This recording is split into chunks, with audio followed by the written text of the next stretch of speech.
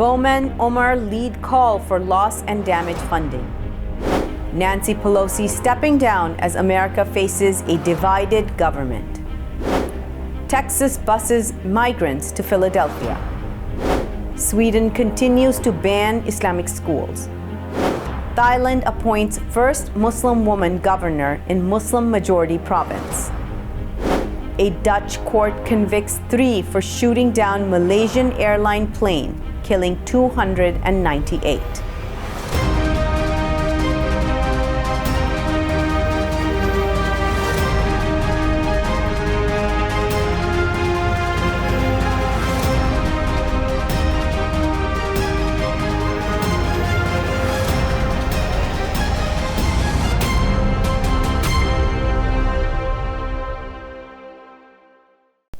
From Washington, D.C., this is the Muslim News on Muslim Network TV. Assalamu alaikum, I'm Hena Zuberi. Our top story tonight. As you know, the United States is the world's largest historical contributor to climate change. That's how 13 progressive U.S. lawmakers began a letter to John Kerry, President Joe Biden's climate envoy, on Wednesday. They called for funding to help the countries that contributed the least to climate change, but were disproportionately enduring its impact. They cited the historic flooding in Pakistan and the 4th consecutive drought in the Horn of Africa as examples. The letter was initiated by Representatives Jamal Bowman and Ilhan Omar. Loss and damage funding for the Global South is a significant topic of the ongoing United Nations Climate Change Conference, or COP27. It is set to wrap up in the Egyptian city of Sharm el-Sheikh this week. We have a special segment coming up tonight, so keep watching Muslim News. Nancy Pelosi is stepping down as Democratic House Leader, but will remain a member of the U.S. House. She was the first woman Speaker of the House in the history of the Congress. As Republicans now control the House, Kevin McCarthy is likely to be the next Speaker. Republicans, with their slim majority, may still launch an array of congressional investigations of President Joe Biden and his son, Hunter Biden. The Democrats control the Senate and the White House, while the Supreme Court remains in the hands of conservative justices. Senate Republicans voted 37-10 to re-elect Mitch McConnell as the GOP leader. It will be his 9th term running the Senate GOP. That's 36 years. Dozens of American Muslims and their families came together last weekend in Washington, D.C. to discuss the fate of their loved ones and take action. The Coalition of Civil Freedoms organized the gathering in support of Muslim prisoners of the War on Terror. Relatives of the participants faced various forms of rights infringement, ranging from surveillance and imprisonment to periodic harassment from the American government. As part of the War on Terror, the American government targeted mosques and local political leaders. On Monday, attending families met with representatives on Capitol Hill to lobby lawmakers to introduce the Entrapment and Governmental Overreach Relief Act, or the EGO Relief Act. The bill seeks to prevent the U.S. government from basing entire criminal cases on the use of informants and entrapment. The proposed bill will apply retroactively to previous cases. Democratic Representative David Cicilline says that the ex-president Donald Trump has forfeited his right to ever hold federal office again for leading an insurrection against the United States. He's circulating a letter to his fellow Democratic lawmakers calling on them to support legislation that would bar Trump from running. Cicilline is invoking the 14th Amendment to the Constitution, citing Trump's involvement in the January 6, 2021 attack on the U.S. Capitol. The 14th Amendment in the Constitution bars insurrectionists from holding high office in the United States. More than 24 immigrants arrived in Philadelphia on Wednesday through Texas Governor Greg Abbott's controversial migrant busing program. Philadelphia Mayor Jim Kenney called the strategy truly disgusting. The bus carrying 28 immigrants from the southern state is part of Abbott's effort to bring the challenge of the U.S.-Mexico border to northern democratic cities. Immigration advocates in Philadelphia called the bus ride a cruel trick played on innocent people. Through Monday, Texas has bused over 13,000 migrants to Chicago, New York, and Washington, D.C., with 28 more added with the Philadelphia drop-off. Philadelphia Mayor Jim Kenney says that he welcomes the migrants and says the city had been preparing since the summer for the possibility that Texas will be conducting the same stunt in his city. On Monday, attorney generals in 40 U.S. states announced a $391.5 million settlement with Google over the company's location tracking practices. The agreement marks the largest U.S. privacy settlement in history. Authorities allege that Google's collection of location information violated the participating states' consumer protection laws. Oregon Attorney General Alan Rosenblum said Google had prioritized profit over their users' privacy for years. Meanwhile, Texas Attorney General Ken Paxton initiated a new lawsuit against Google last month for allegedly collecting biometric data on millions of Texans. Democrats on Tuesday filed a federal lawsuit against Georgia after it barred polls from opening for early voting on November 26th. The lawsuit seeks a temporary restraining order. Plaintiffs say that the window for voters to vote in the runoff election is already limited, and restricting options even further is unlawful. Both Senator Raphael Warnock, the incumbent Democrat, and Republican Herschel Walker failed to receive a majority of the vote in the midterm elections. Because of this, the state will hold a runoff election on December the 6th. Sweden continues to ban Islamic schools. Details after the break. Stay tuned, and we will be right back after these messages.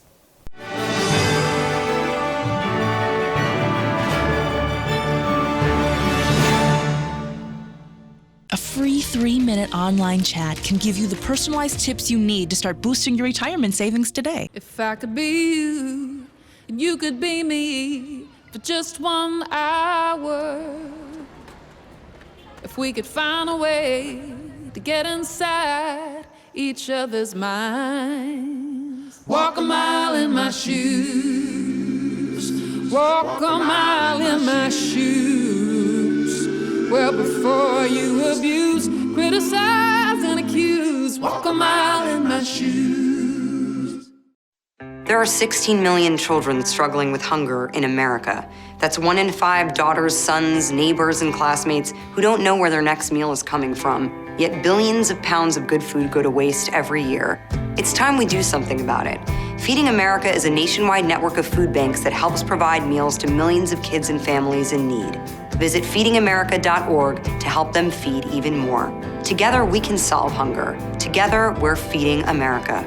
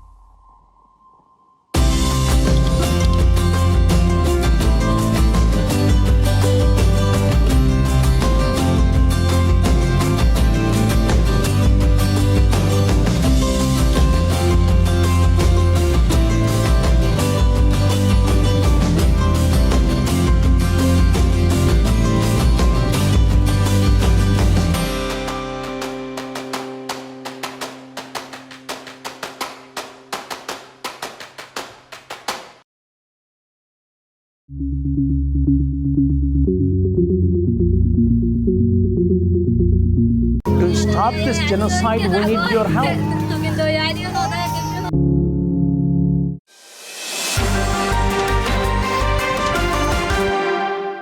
Welcome back. The Swedish government continues to ban Islamic schools in the country. This is despite the fact that many of them are among the best performing schools in the nation. Mohammed Amin Khorraki is the principal of the independent Muslim school in Stockholm. He told Anadolu agency that about 20 schools that classify themselves as Islamic or those owned by Muslims are being closed. The only 3 remaining are fighting against closure. A bill currently under consideration prevents the schools from expanding by increasing the number of their students or opening new branches from 2024 onwards. But only Islamic schools have been targeted by the legislation so far, triggering an outcry from Muslim organizations, researchers, and schools. Sweden's right-wing parties that are currently in power have explicitly said that they have nothing against Christian, Jewish, or other schools. Thailand has appointed its first Muslim woman governor. 57-year-old Patimu Sadiamu has been appointed as the new governor of southern Patani province. This is a huge development. Being a Muslim and a woman holds many challenges in Thai politics.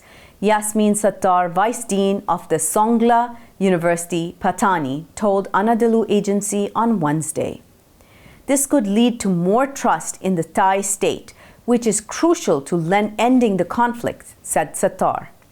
The Muslim majority in Patani area has fought against discrimination in the past.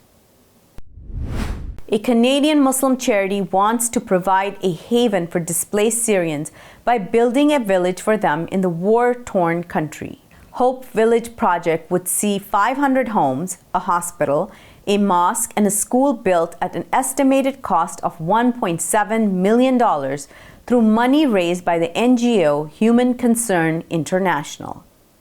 The ambitious project would be constructed in the Al-Bab or Afrin region to provide permanent shelter for displaced Syrians. According to the charity, when the settlement is completed, it will house 3,500 people. At least 6 policemen have been killed in an ambush as they patrolled a vehicle in Pakistan's northwestern province of Khyber Pakhtunkhwa. It's been one of the deadliest attacks in months. The incident took place in the city of Lakhi Marwat, about 125 miles from the provincial capital of Peshawar.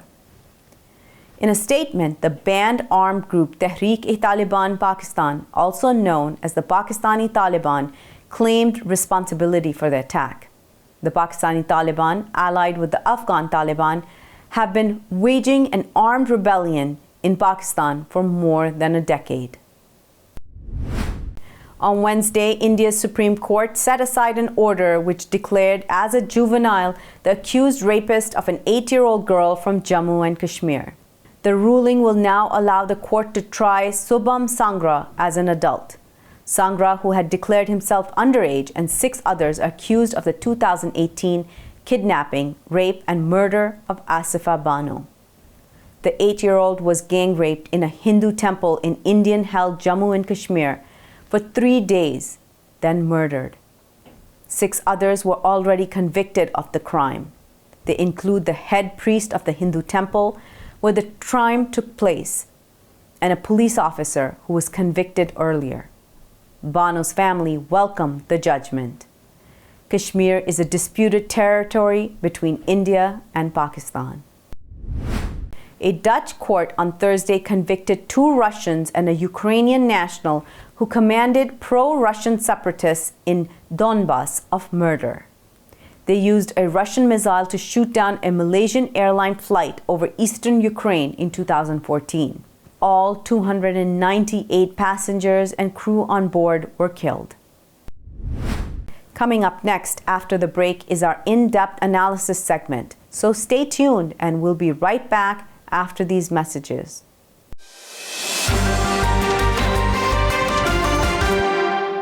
If I could be you, and you could be me for just 1 hour, walk a mile in my shoes, walk a mile in my shoes.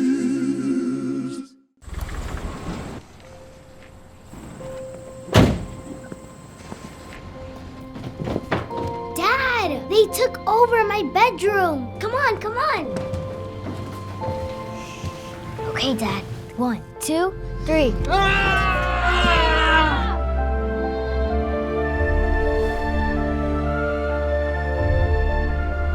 Dad!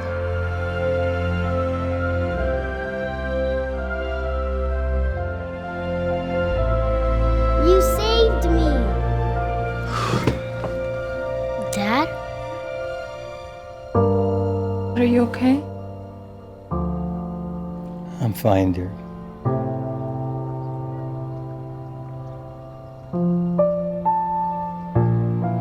Your hero needs you now, and AARP is here to help. Find the care guides you need at aarp.org/caregiving.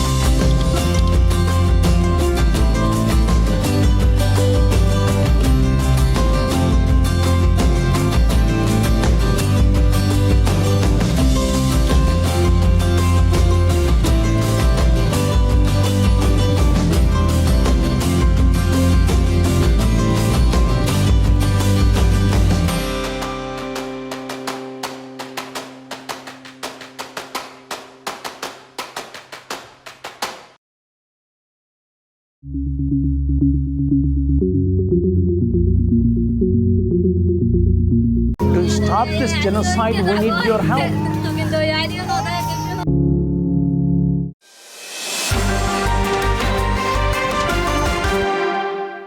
Welcome back. To discuss the developments during the Climate Summit COP27 in Egypt, let's go to Imam Abdul Malik Mujahid. Over to you, Imam Mujahid. Thank you, Hena. In Sharm el-Sheikh, Egypt, the world has gathered to think, wonder, and decide what to do about the climate change. In the United States, 13 congresspersons, led by Representative Jamal Bowman and Ilhan Omar, are calling for loss and damage funding for the Global South. Their letter actually starts by saying that America is the #1 polluter. And they refer to historic flooding in Pakistan and also the 4th consecutive drought situation in the Horn in Africa to say these places did not contribute to the climate change and they need to be compensated. And that is one of the major topics of the Sharm el-Sheikh conference this year in 2022. We have a guest here joining us from Egypt who is participating there.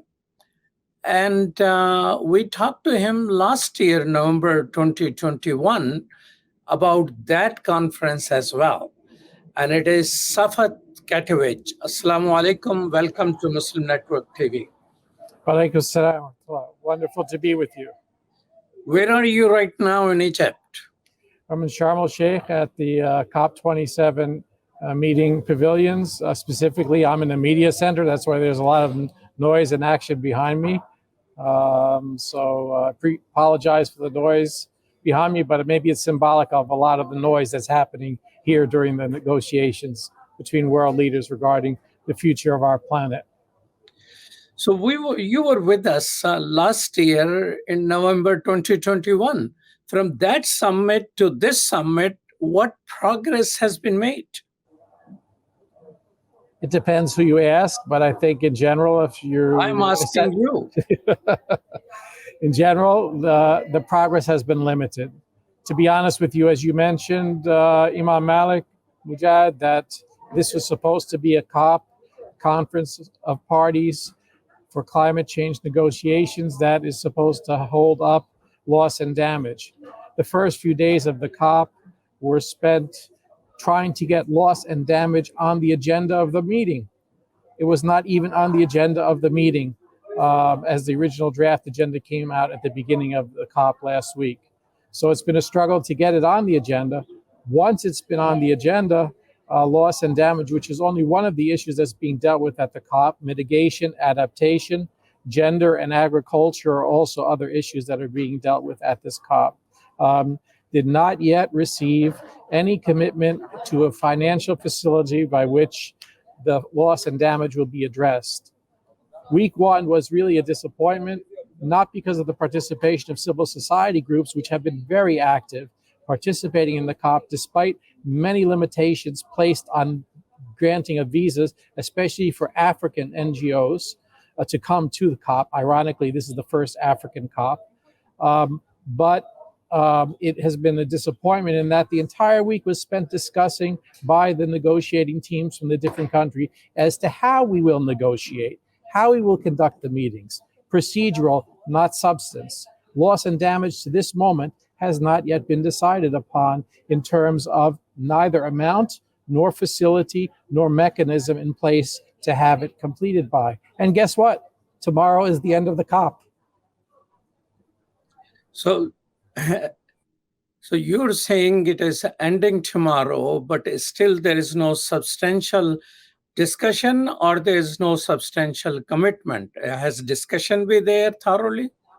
Well, there's various issues that still remain outstanding. We just had a report this afternoon from the Secretariat of the UN that they're still working on the details of the agreement and the arrangement for loss and damage.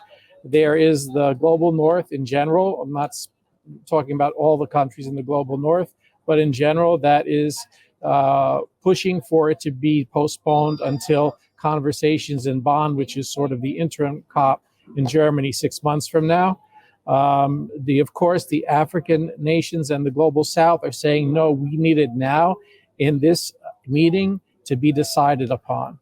There's also disagreements with regard not only to the amount of contributions, but to the way in which those contributions are to be distributed and are to be managed. So, for example, the Global North is aggressively pushing for loans. That is to cause greater debt amongst those nations least responsible, yet hit first and worst as a result of climate change because of the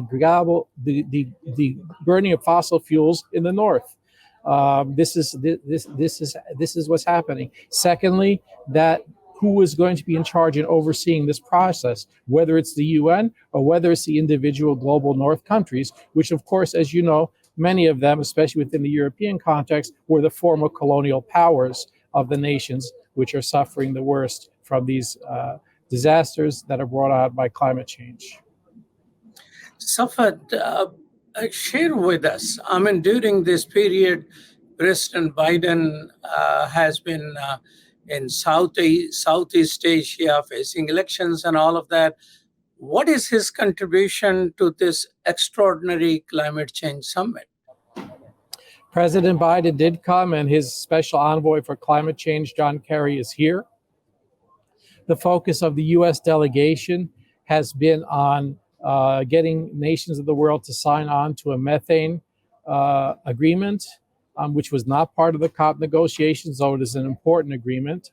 Other issues like, for example, the fossil fuel proliferation issue, the burning of fossil fuels, and many of the other areas that we mentioned, America has not taken an aggressive role in, even within loss and damage. Imam Saffet Catavic, you have been a long-time activist for climate change and the environment. Now that you are in Sharm el-Sheikh in Egypt, listening to people talk, what are the new insights you're gaining about the climate impact, vulnerability, as well as adaptation? Well, one of the key messages is that the Global North in general, and once again, there are some exceptions, is trying to obfuscate its responsibility for global warming and for the bringing on of the climate emergency. The Global South, sometimes referred to as the underdeveloped or developing nations, are least responsible and are demanding their rights. They're they're situating this within the context of colonialism. And the stories at the level of the NGOs that are participating here and have been able to get accreditation is horrific. The live reports from the people on the ground as to what is happening in their lives. And they're demanding justice. They're demanding climate justice. They're demanding that a debt be paid, a debt that is owed to the South by the North because of of climate change and the devastation it has wrought within their communities.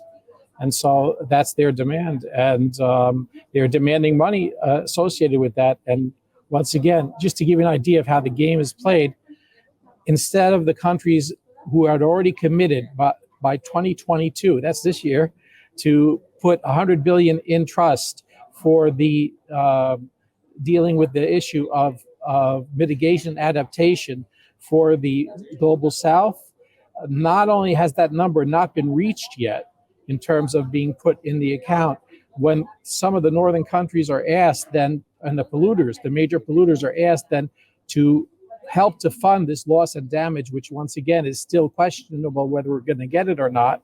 If some of them are thinking to do that, they just want to change the name or the designation of the money they've already contributed. So, and they've made some commitments here. 12 countries made commitments in the millions of dollars, but we're talking $100 billion, plus an additional $100 billion new and additional funding that is needed for loss and damage.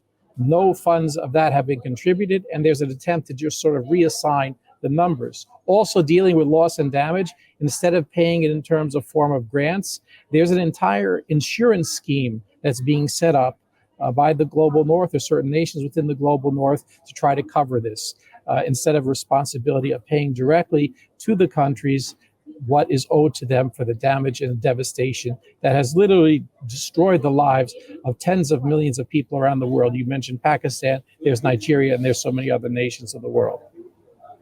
Well, thank you so much, Saffet, for your time. Thank you. Back to you, Hena. Thank you so much, Imam Mujahid, for that update on Climate Summit. That's all from our Washington studios tonight. Thank you for tuning in. You can find previous episodes and more on our YouTube or Facebook. For more content, keep watching Muslim Network TV or visit muslimnetwork.tv. Assalamu alaikum and good night.